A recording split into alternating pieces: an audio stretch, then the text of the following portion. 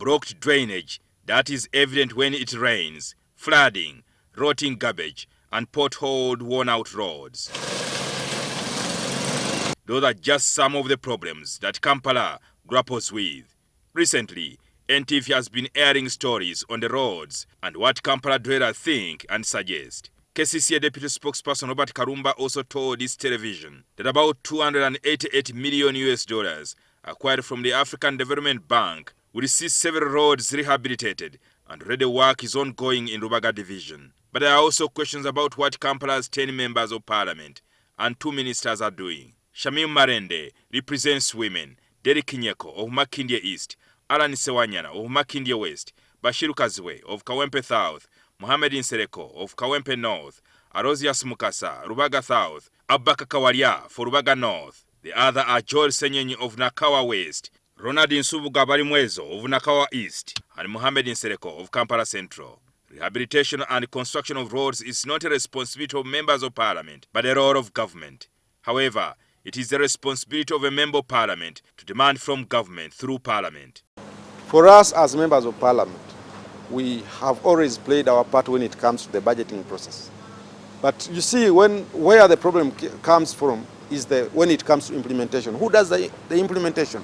That is the executive that is being headed by Mr. Museveni, who happens to be the president, and his ministers. Kampala has a total network of 2,110 kilometers of roads, but only 30% is tarmacked. And even on the 30% that is tarmacked, 70% of that it's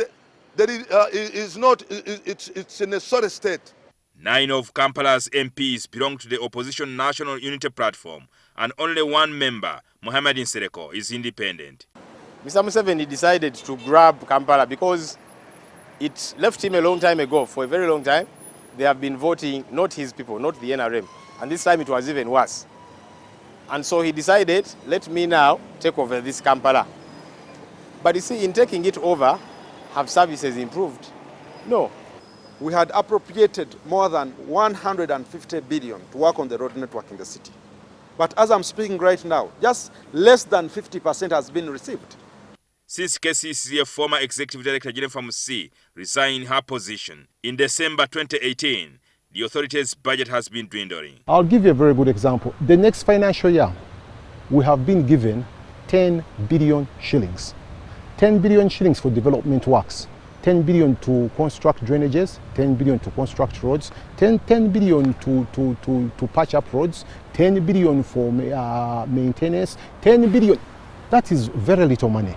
You find one road, a kilometer of a road is 15 billion shillings. 1 kilometer like this. What is that road made of, surely? I had requested central government to allocate 2 trillion for our city. Before you start accusing the MPs for failure to perform their duties, kindly let us increase the budget of Kampala. There is a levy that was put on fuel to go directly onto in the roads. This money is ring-fenced, but government has been expending this money in a manner that is unacceptable by all standards. And it's around 3.16 trillion that we are demanding from government.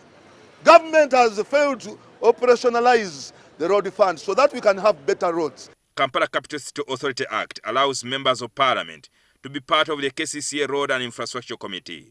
Well, just recently, just last week, the Roads Committee has been approved and members of parliament are made to sit on that Roads Committee. Roads Committee in the city. And perhaps that's the reason that we did not come out to speak with one voice as members of parliament. But this time we are going to constitute, according to the laws of Uganda, we are going to constitute a Kampala City Roads Committee. Kampala MPs have designed Plan B if government fails to take action on their demands. We are planning to levy members of the communities, the drivers, those people that have been involved in accidents, those that have lost their lives, those that have relatives that have lost their lives. So as we can drag government to court. I think the people of Kampala need to rise up and say no, enough is enough. Peaceful demonstrations, for example, which are allowable within the law.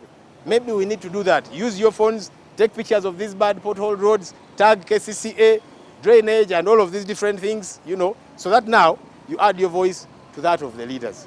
The funding from the African Development Bank will also cover roads like Old Portberg, Apollo Kagwa, Salama and a number of them in the industrial area. Jingo Francis, NTV.